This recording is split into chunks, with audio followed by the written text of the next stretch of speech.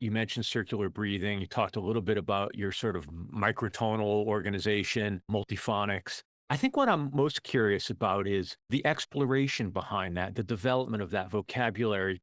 What was that about in you? Is it a curiosity? Is it a, what were you trying to do there? What wasn't enough with the instrument? I don't want to ever claim that anything wasn't enough.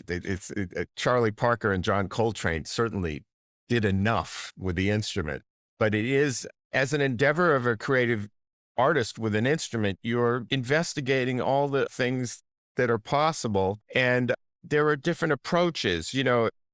Part of this maybe has to do with this period of about 4 or 5 years where I was very much practicing alone. And I was also inspired, I should say, by two things. One was working with electronics, which I did with Bob Ostertag and others that period, and wanting to transform the role that I could play. And this even goes back to the jazz playing that I was doing.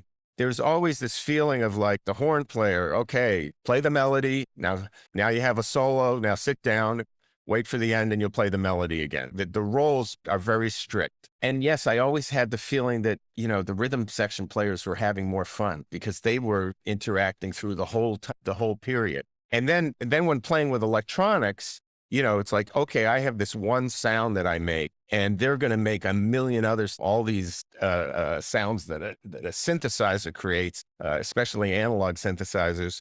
I wanted to figure out a way to trade on the same platform that both rhythm section players in jazz and sonic explorers in electronic music. I wanted to find ways that I could interact and expand my vocabulary that way.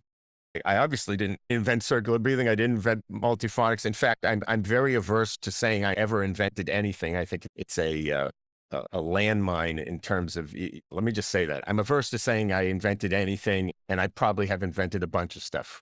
I don't care. What I'm most interested in is creating context, because it's all about context. I should say, and I have students who come to me, oh, well, I found these 5 multiphonics, blah, blah, blah, blah.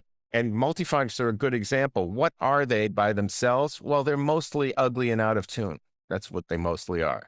What makes them useful musically? To find context. How can you move into one? How can you move out? Wait, there's more than one sound happening. Do the sounds have to come in all together, or can they be woven? Which, back to the loom idea,